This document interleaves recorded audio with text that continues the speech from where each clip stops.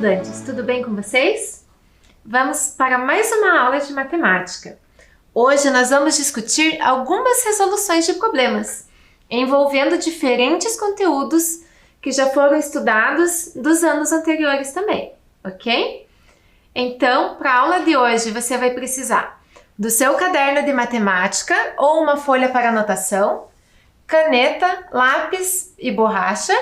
E se você tiver uma régua, também vai ser bastante útil para algumas construções que nós vamos fazer. Então, vai um tempinho para vocês se organizarem e pegarem os materiais necessários.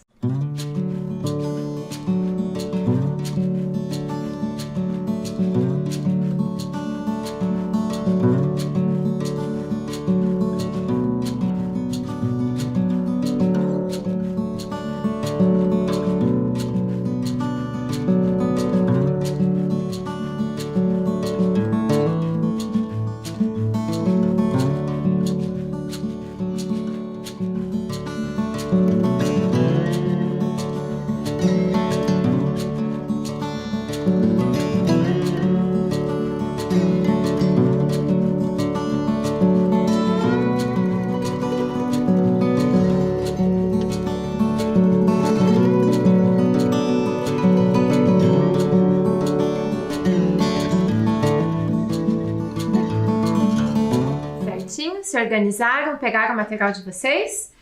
Então, vamos para a nossa primeira proposta da aula de hoje. Diz o seguinte: as carteiras de uma escola têm o formato de hexágonos regulares, com 40 centímetros de lado. Então, aqui nós temos 7 carteiras que foram organizadas, ok? Cada um desses hexágonos representa uma carteira. E para trabalhar em grupos, a professora pediu que organizassem as carteiras conforme a figura a seguir.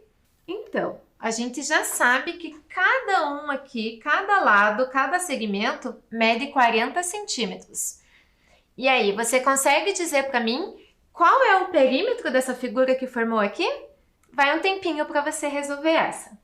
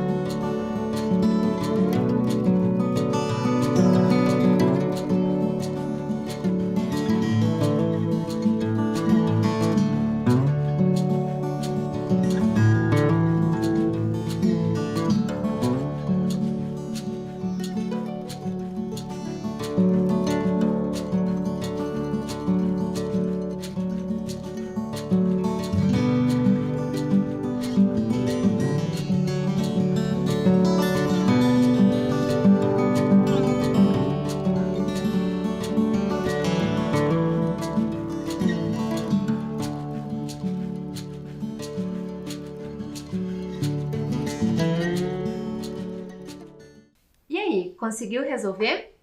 Então, vamos ver as informações que nós temos aqui. Cada lado media 40 centímetros. E você se lembra o que era perímetro? Perímetro é o contorno da figura, né? Então, portanto, eu vou ter que somar todos os lados que fazem parte do contorno. Essas linhas que estão aqui no meio não serão necessárias, porque não é o contorno da minha figura. Então, vamos contar aqui. Quantas vezes eu vou precisar do 40 centímetros? Vamos ver? 1, 2, 3, 4, 5, 6, 7, 8, 9, 10, 11, 12, 13, 14, 15, 16, 17, 18 vezes. Então, nosso perímetro vai ser 18 vezes o 40 centímetros. Efetuando essa multiplicação, como que vai ficar? Quando eu multiplico por zero, 0 vezes qualquer coisa vai dar zero, né? Porque ele é o elemento nulo da multiplicação. Então, 0 vezes 8 dá 0 e 0 vezes 1 também vai dar 0. Agora, eu vou multiplicar o 4, que é a minha dezena. Então, vou começar multiplicando 4 vezes 8, que resulta em 32. Então, coloco o 2 aqui na ordem das dezenas e coloco o 3 lá em cima do 32. E agora, 4 vezes 1 vai resultar em 4. Mais as 3 que eu coloquei lá em cima vai dar 7. E somando tudo, nós temos 720 centímetros, que é o tamanho do nosso perímetro, ok? Que era a alternativa ali da letra D, ok? Vamos analisar as outras possibilidades que nós tínhamos. O meu lado, ele media 40 centímetros. Faria sentido eu ter um perímetro menor do que 40 centímetros? Não, né? Então, a letra A e a letra B com certeza não poderiam ser, né? E os nossos cálculos mostraram que o resultado, então, é 720, ok? Vamos para a nossa próxima proposta. Vamos lá. Proposta 2. Qual é o valor de cada emoji e o valor da última sentença? Então, preste bastante atenção que aqui tem alguns detalhes que vão influenciar no nosso raciocínio. Por exemplo, eu tenho uma mão direita e uma mão esquerda. Elas vão ter o mesmo valor? Né? Não vão. E aqui também a gente tem algumas composições, ó. Aqui eu tenho o rostinho sorrindo e 3 corações. Assim como aqui eu tenho o mesmo rostinho sorrindo de óculos. E aí, você consegue descobrir qual o valor de cada emoji e qual o valor que vai dar na última sentença? Vai um tempinho para vocês.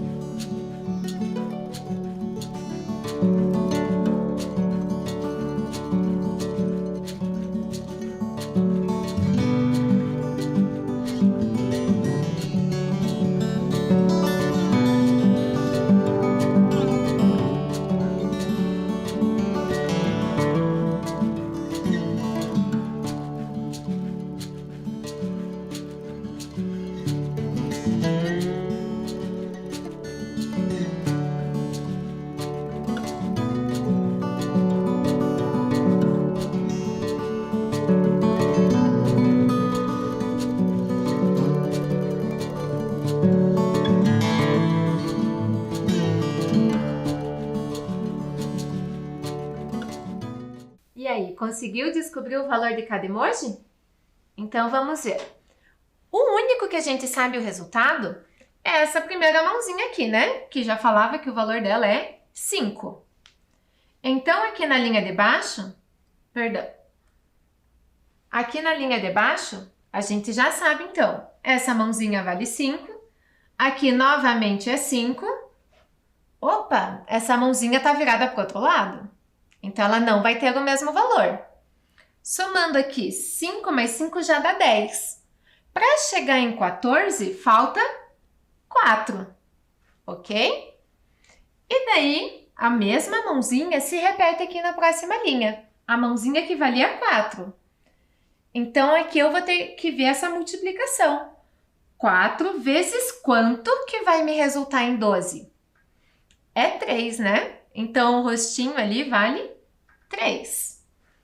Continuando aqui na próxima. Agora, a gente vai precisar descobrir o valor do óculos.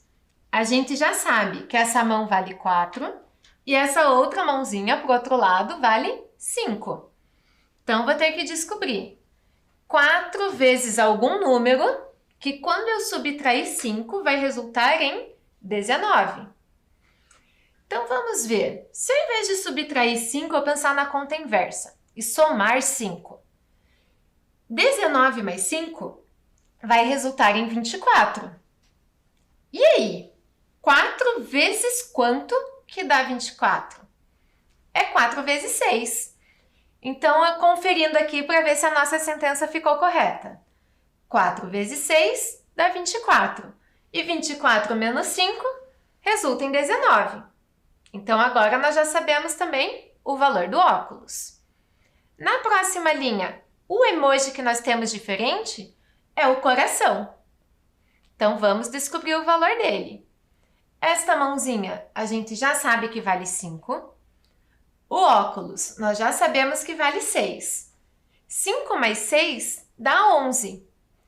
11, para resultar em 20, falta 9. Então, o coração vale 9. Beleza? E agora, a última sentença. A minha primeira parcela aqui são as duas mãozinhas juntas, né? A mãozinha que vale 5 com a mãozinha que vale 4. Como elas estão juntas, vai valer 9. Beleza? E o próximo emoji? Eu tenho o rostinho e 3 corações. Nós já descobrimos que o rostinho vale 3 e que cada coração vale 9. Então, aqui eu vou ter o valor do rostinho mais 3 vezes 9. 3 vezes 9 é 27. Mais o 3 do rostinho vai me resultar em 30, ok? E o último também é uma composição do rostinho com o óculos. O rostinho a gente já viu que é 3 e o óculos é 6. Os dois juntos vai me resultar em 9. E agora vamos fazer as operações, né? Tínhamos uma adição e uma subtração. Então, aqui, vou somar 9 e vou subtrair 9. Isso não vai dar zero, mas 9 menos 9? Quem que vai sobrar? O 30. Ou, se eu não pensar nisso, eu posso resolver na sequência em que as operações aparecem. Já que são adição e subtração, 9 mais 30 dá 39. Tirando 9, volta no 30. Ok? Certinho? Você também conseguiu encontrar esse resultado? Então, vamos para a nossa próxima proposta. Proposta de número 3. Observe as balanças abaixo. Então, vamos analisar o que nós temos aqui na imagem. Na primeira balança, de um lado, eu tenho um total de 300 gramas. E do outro lado, eu tenho uma figura menor, semelhante a essa, mas menor, que a massa dela é 135 gramas. E mais uma maçã. Como essa balança está em equilíbrio, né, os dois pratos estão na mesma altura, né, a balança não está assim e nem assim, a gente sabe que o total que tem desse lado tem que ser igual ao total que tem do outro lado, ok? E aqui na segunda balança? eu tenho de novo a maçã. Só que agora ela está junto com o abacaxi. E do outro lado eu vou ter um total de 1 quilograma. Beleza? E agora, será que você consegue descobrir qual é o peso da maçã e qual é o peso do abacaxi? Vai um tempinho aí para você tentar resolver.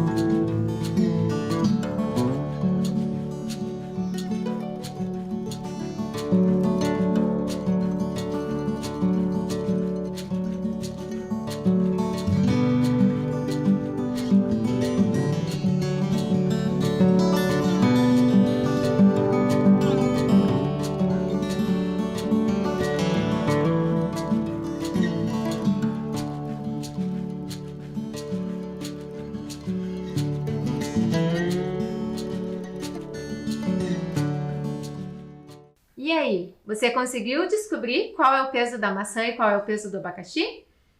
Então vamos ver lá. Olhando somente para a primeira balança, quando a gente não tinha o abacaxi, a gente só tinha a maçã e essas massas que estão aqui, de 135 gramas e 300 gramas. O que nós sabemos? Que o peso da maçã mais 135, que é o que estava no primeiro prato da balança, tem que resultar em 300, pois a balança está em equilíbrio. Então, tem que dar o mesmo valor dos dois lados. Então, se eu pegar o 300 gramas e subtrair esse 135, vai me resultar no peso da maçã, ok? Fazendo lá a subtração. 300 menos 135. Você também chegou nesse resultado, 165 gramas? Lembre-se que aqui, do zero, eu não posso tirar 5. A gente precisa reagrupar as ordens, ok? Então, essas 3 centenas, uma delas eu troco por 10 dezenas. Tendo 10 dezenas, eu troco uma delas por 10 unidades, para daí poder fazer a subtração, ok? Então, agora a gente já sabe ali que o peso da maçã é 165 gramas. Vocês separaram que a palavra peso está entre aspas? Vocês sabem por que disso? No nosso dia a dia, a gente tem o hábito de usar a palavra peso, né? Quando vai ao mercado comprar frutas, verduras, carne. Só que esse conceito a gente usa erroneamente, digamos assim, no nosso dia a dia. O termo correto é gramas, quando a gente mede em gramas, a gente se refere à massa, ok? Peso é uma outra grandeza que vocês vão estudar futuramente, que tem a ver com força da gravidade e tal, tá? O nome correto da grandeza que a gente calculou é massa, embora no dia a dia a gente use a palavra peso, ok? Então, continuando, a gente só descobriu o peso ou a massa da maçã. Falta ainda o abacaxi, né? Então, vamos para a segunda balança. A gente já sabe agora que a maçã tem 165 gramas. E do outro lado da balança tem 1 quilograma. Então, eu sei que as duas frutas juntas aqui tem que me resultar em 1 quilograma, ok? Então, tá lá, ó, maçã mais abacaxi tem que dar 1 quilograma. Só que aqui a gente tá com duas unidades de medidas diferentes, né? Hora tá em grama, hora tá em quilograma. Então, para a gente fazer o cálculo corretamente, eu vou substituir. No lugar de 1 quilograma, eu vou colocar 1000 gramas, ok? Então, vai ficar ali, a maçã mais o abacaxi tem que dar 1000 gramas. A maçã, a gente já sabe que é 165. Se eu subtrair das 1000 gramas, vai me resultar na massa do abacaxi, ok? Então, fazendo a subtração, lembre-se que aqui também, 0 não tenho como tirar 5, tá? Eu preciso reagrupar as ordens. Esta unidade de milhar, eu troco por 10 centenas. Uma das centenas, eu troco por 10 dezenas. E uma das dezenas, eu vou trocar por 10 unidades. Para daí, então, poder subtrair, ok? E vai me resultar em 835. Você também encontrou esse resultado aí? Então, tá ali, ó. O peso do abacaxi, ou a massa do abacaxi, é 835 gramas. O que faz sentido, né? O abacaxi tem que ser mais pesado do que a maçã, né? Se a gente encontrasse um resultado menor do que o da maçã, com certeza teria algum erro no nosso cálculo. Certinho? Então, vamos agora para a próxima proposta. Proposta de número 4. Na sequência de figuras abaixo, um conjunto de palitos forma quadrados. Observe. Então, lá, na figura 1, eu tenho um quadrado, né? Formado aqui por 4 palitinhos de fósforo. Na figura 2, eu já tenho 3 quadrados. E na figura 3, eu já tenho 5 quadrados. Vamos ver o que vem na sequência. Seguindo a lógica de formação da sequência abaixo, quantos palitos terá a figura 10? E aí, a gente só tem as 3 primeiras figuras. Como que eu vou descobrir a 10ª figura? Quantos palitinhos eu vou precisar para montar ela? Uma sugestão que eu dou para vocês é tentar organizar as informações em um quadro para facilitar a visualização, tá? Então, coloco lá o número da figura, a quantidade de palitos em cada figura. Aqui eu já deixei indicado para vocês, ó. A figura 1 tinha 4 palitos. E aí, será que usando essa organização você consegue descobrir quantos palitos terá na 10ª figura? Vai um tempinho aí para vocês.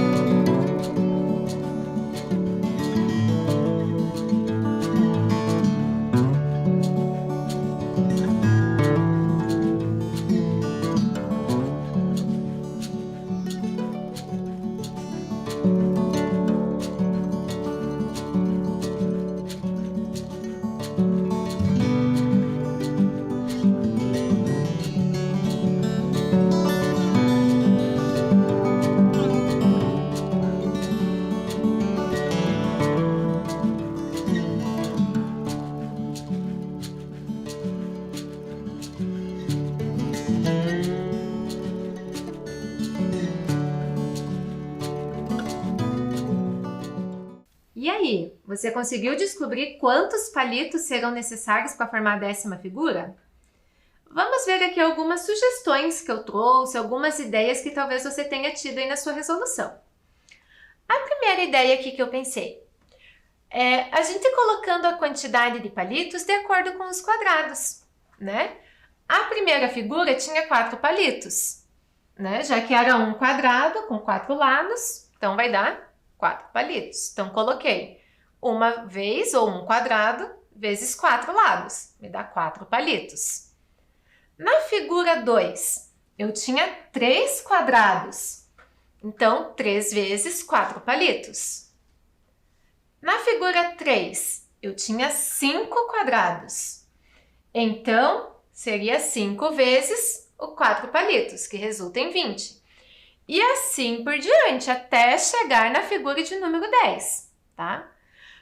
Coloquei aqui uma maneira de representar isso para qualquer número. Eu não estou sempre multiplicando por 4? O que significa esse valor aqui dentro do parênteses? A quantidade de quadrados que eu tenho, né? Então, seria o dobro do número da figura menos 1. Vamos ver se faz sentido. Na primeira figura, tinha 1 quadrado. O dobro de 1 vai dar 2. Menos 1, 1 quadrado. Multiplicando por 4, eu vou ter 4 palitos. Na figura de número 2, se eu pensar aqui, ficaria o dobro de 2, que é 4, menos 1, que é 3, que é a minha quantidade de quadrados. Ok? Daí 3 vezes 4 vai me resultar nos 12 palitos. E assim por diante, tá? Era a única maneira da gente resolver? Não, eu poderia ter observado outra relação entre esses valores. Então, por exemplo, se eu tivesse colocado assim, sem escrever na forma de multiplicação, figura 1, 4 palitos, figura 2, 12 palitos, figura 3, 20 palitos, eu posso tentar identificar quanto que está aumentando de uma figura para outra. Então, a primeira figura tinha só 4 palitos, a segunda já tinha 12, então aumentou ali 8 palitos. E para a terceira figura? Aumentou mais 8 palitos, né? 12 mais 8 vai me resultar em 20.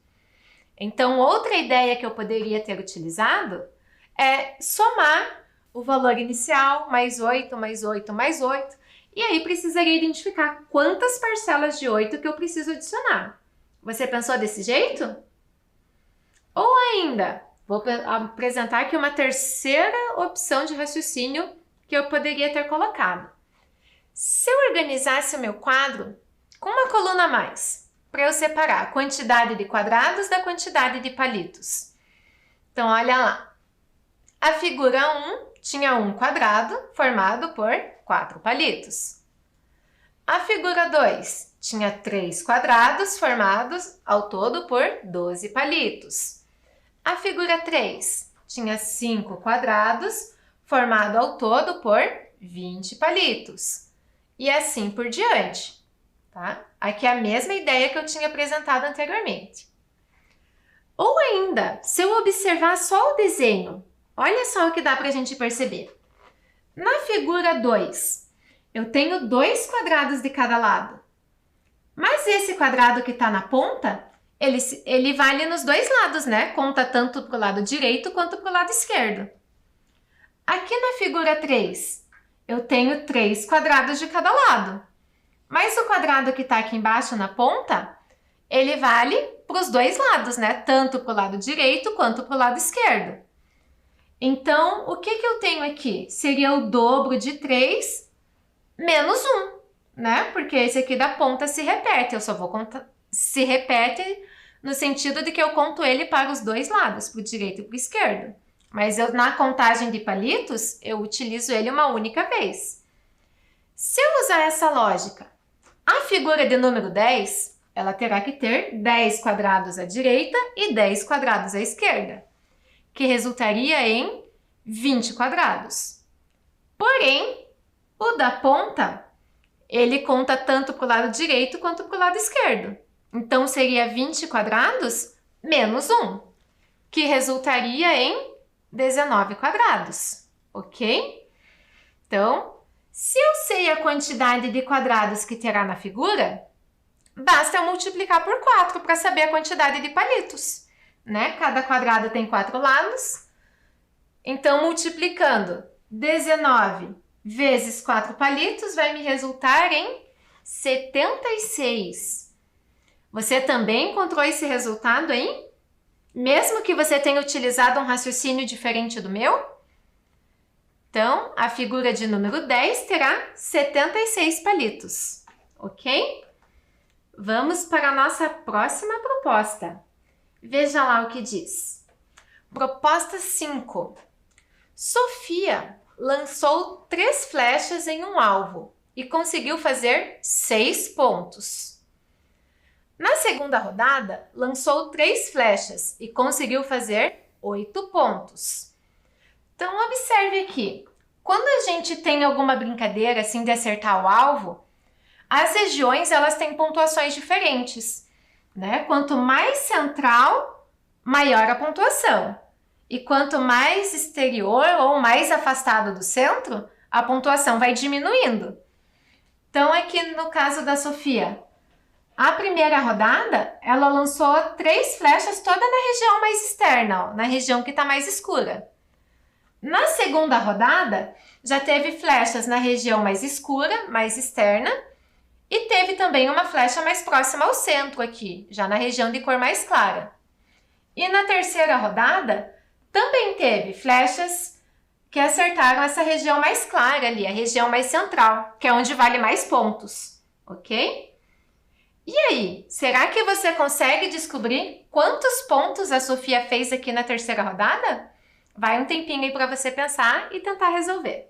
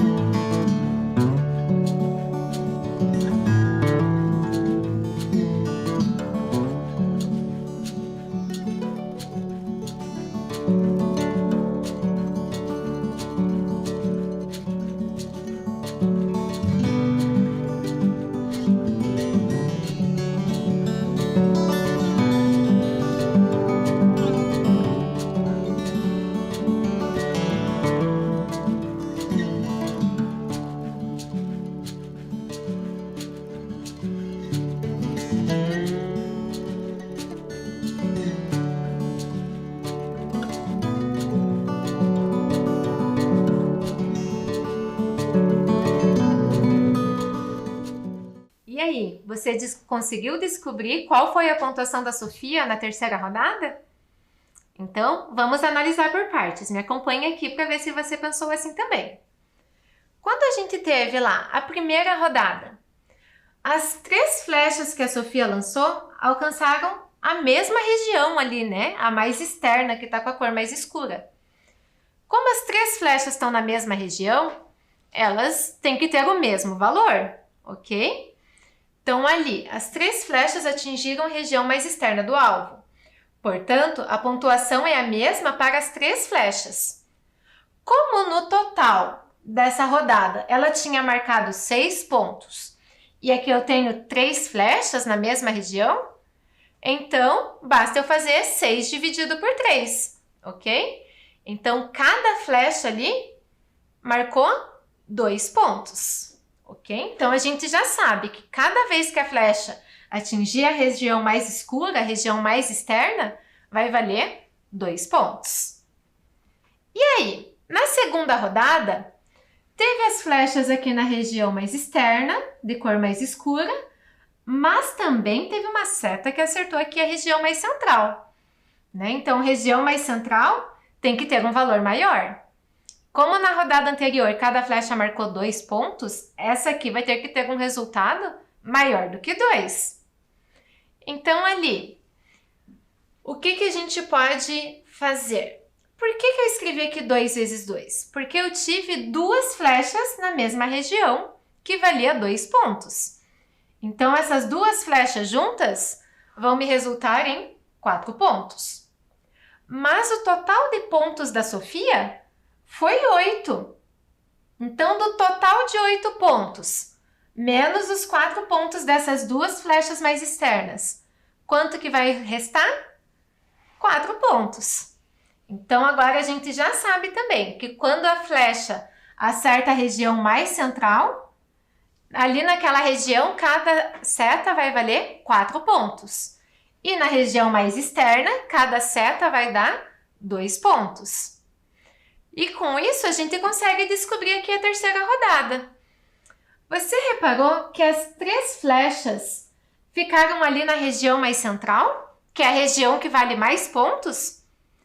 Aqui, a gente já sabe, então, que a região mais interna vale 4 pontos para cada flecha. Como foram 3 flechas nessa região, basta eu fazer 3 vezes 4, que vai me resultar em 12 pontos. Né? Foi a maior pontuação da Sofia aí nessas 3 rodadas. Você também encontrou esse resultado aí? 12 pontos para a terceira rodada? Espero que sim. E vamos para a nossa próxima proposta. Veja lá. Proposta 6. A gente tem ali algumas dicas. Diz assim: Alice brinca com quebra-cabeça. Quem sonha em ser astronauta tem 8 anos. Quem brinca de patinete sonha em ser astronauta. A Alice tem 9 anos. E o Mateus sonha em achar um tesouro perdido. E com base nessas dicas, nós temos aqui 4 perguntas a serem respondidas.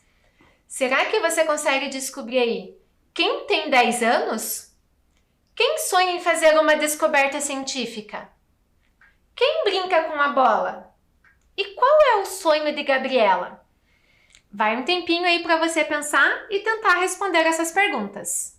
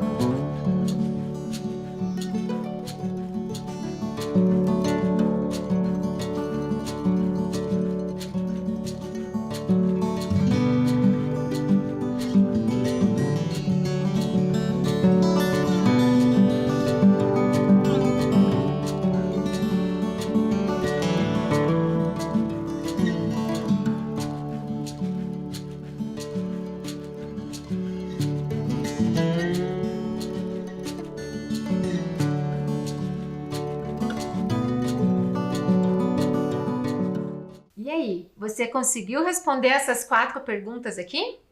Então vamos ver. Para facilitar aqui para mim, eu vou organizar essas informações numa tabela, na qual eu vou organizar aqui. Na primeira coluna, eu vou colocar o nome das crianças. Na segunda coluna, o brinquedo de cada um.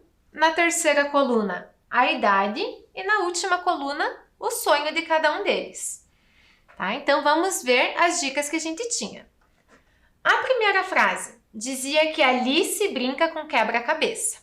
Então, já vou preencher ali a primeira parte do meu quadro. A Alice brinca com quebra-cabeça. Já vou deixar essas 2 informações aqui. A segunda dica. Quem sonha em ser astronauta tem 8 anos. Então, já vou colocar ali na próxima linha. Quem sonha em ser astronauta tem 8 anos. Ok? A próxima dica. Quem brinca de patinete sonha em ser astronauta.